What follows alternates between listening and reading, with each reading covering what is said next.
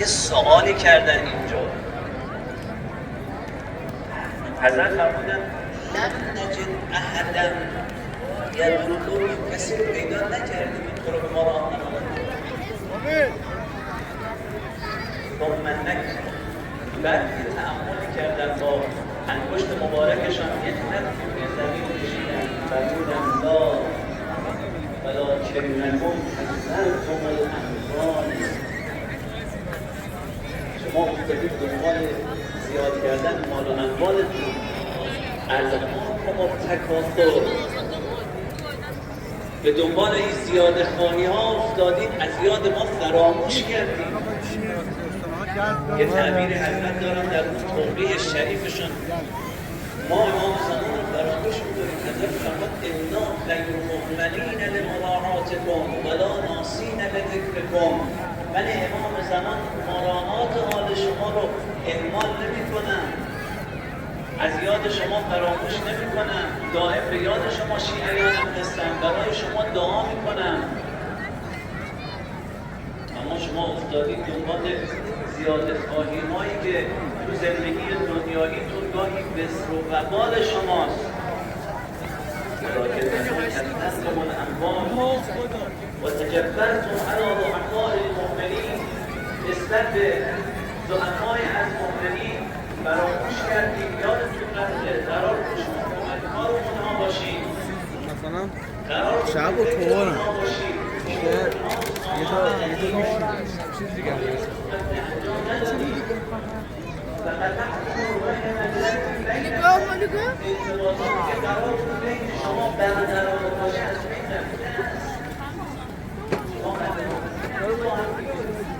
اتصال و ارتباطی که ما از شما خواستیم رو فراموش کردیم، کنار گذاشتیم.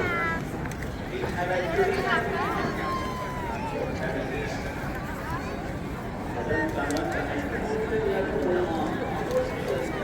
مراقب هم باشند، امروا بالمعروف نهوا عن المنکر، یقیمون الصلاة یؤتون الزکاة یطیعون الله و رسوله. نسبت به همدیگه، نسبت به انجام رویای حساسن، همدیگه رو توصیه و امر به عمل خوب میکنن، بی‌تفاوت نیستن. اگر بدونن کاری خوبه برادرشون انجامش نمیده، توصیه به انجام این کار انجام میکنن. اجزای یک بدن هستن اینها در کنار هم دیگه. شما ببینید وقتی در یک بدن یه عضوی از اعضای بدن دچار آسیب یا ناراحتی بشود، سایر اعضای بدن هم با او همدردی میکنن، همدلی میکنن. جامعه ایمانی این گونه است. حتی اگر یه شخصی بیماری داشته باشه، بره دکتر بگه آقا باید یه عضو از اعضای بدنت رو قطع کنی وگرنه تمام بدنت رو میگیره، یا مریضی دیابتی یا سرطان یا چیزیه، یا میگه که آقا یه قسمتی از بدنت رو باید از بدنت رو دور بشه، جدا بشه وگرنه تمام بدنت رو شامل میشه و برای تو مرگ میآورد، اینجا انسان ناراحت نمیشه. درست سخته، اما یه عضو از بدنه که انسان کلی از کارهاشو گاهی با همین اعضای بدنش داره انجام میده، اما ناراحت نمیشه، چون میدونه یه سلامت بزرگتری رو به دست میاره، یه فایده بزرگتری برای او داره. حالا اگر توی جامعه که اینا پیکره یک انسان بزرگی رو دارن تشکیل میدن، یه روح واحده به معنای حقیقی کلمه در روسایی و جاری است، اون روح ایمان است. این اگر یک جامعه اینجوری یه عضوی از این جامعه دچار اختلال شود، دچار نقص شود، یه کاری رو انجام ندهد یا یه عمل مضر برای جامعه رو انجام بدهد، اینجا ما دستور داریم نهوا عن المنکر. این جامعه باید نسبت به این کارزش و عملزشی که یه بخشی از این جامعه بهش مبتلا شده باید واکنش نشان بده. نمیتونه بی‌تفاوت باشه. جامعه سید شهدا علیه السلام اون لحظه آخری که خواستن از مدینه برای این سفر تاریخی خودشان حرکت کنن، یه وصیت‌نامه‌ای نوشتن به برادرش محمد حنفیه. در این وصیت‌نامه فلسفه قیام خودشون رو تشریح کردن. من اگه دارم قیام می‌کنم که قیام من یه قیام شخصی نیست. نمیخوام برم یه فسادی تو جامعه را بندازم، نمیخوام برم یه ظلمی بکنم. اخرج اشرا ولا بترا ولا فساد. من رو انداختن یه فساد و ظلمی تو جامعه نیستم. من حسین ابن علی به عنوان امام جامعه یه آسیبی رو در جامعه درک کردم، یه آسیبی که مبتلا جامعه شده از یه فرد، نه که یک نفر داره در اون کشی گناه میکنه. من حسین ابن علی میخوام برم برای که جلوی گناه رو بگیرم یه قیامی را بکنم. قیام من برای این است که پیش یه فسادی فرهنگ عمومی جامعه رو در جریان است. واو شرکت میگم واسه جمعیت من میخوام قیام کنم قومت یک جامعه در صورت ادبیات دینی ما این جامعه دچار یک فرهنگ‌های فاسد شده، یه چیزای ارزش بوده تو جامعه اینا شده ضد ارزش، یه چیزای ضد ارزش بوده اینا شده ارزش. این ارزش‌ها دچار اختلال شده. اونچه که امروز جامعه اونها رو پسند میکنن افعال قوی است که پیغمبر خدا سالها مبارزه کرد و خودش رو برای اصلاح افعال کافر است. اون جامعه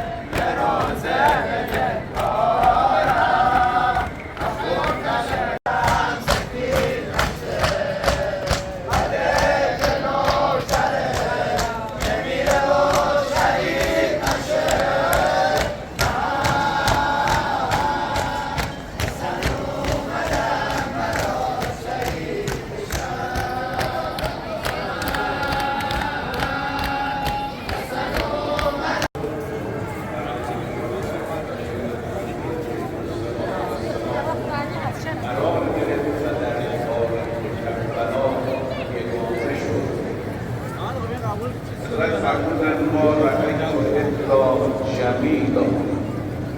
فکر میکنی اگر عزیزان ما به شهادت رسیدن، خداوند ما رو این گونه مورد آزمایش و امتحان قرار داده است، رابطمون با خدا خراب میشه؟ هرگز این گونه نیست. میگوید که اگر با دیگرانش بود لیلی، چرا ظرف مرا بشکست لیلی. پس در کنار نام زینب و کبرا علیها سلام صبر، استقامت، پایداری و بردباری رو ما مشاهده میکنیم. نگاه حضرتش نسبت به مسائب در این دنیا هست نگاه بسیار زیبایی. ظاهر رو نگاه میکنیم، هر لحظه بلاغت در حال رضا شدن هست، بهار آتش زدن است و چه بسا افزار و مفهر رفتن است. اما اگر انسان نگاهش رو خودش نگاه بودت برای بردن نگاه رو اضافه کند، نگاهش رو نگاه بودنی باشد.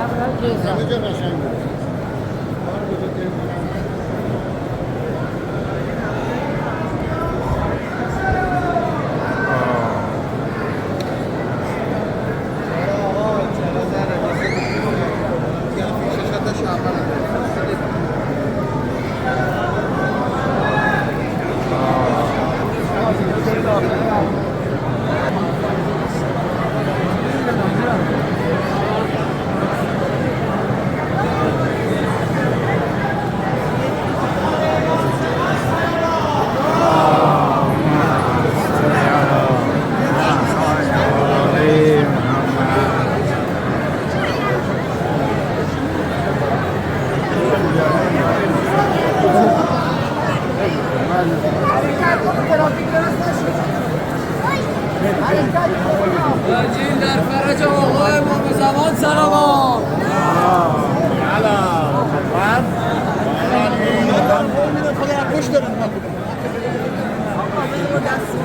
آل محمد.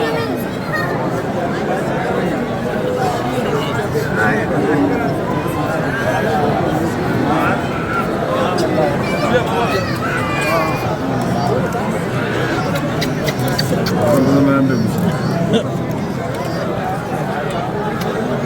ببینم اینجا مال خودمون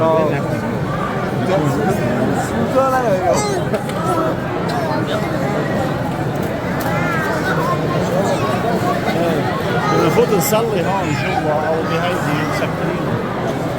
شمس زمان خدای آقا اللهم صل على محمد. جالس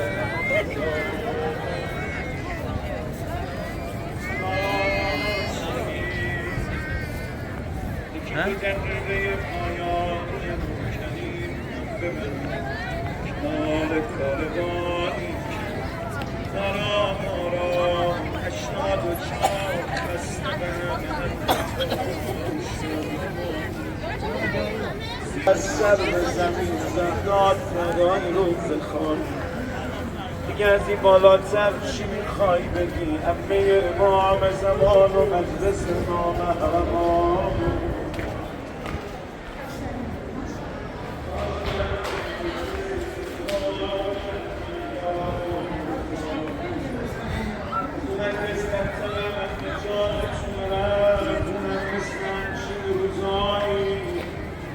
شهر کوفه بود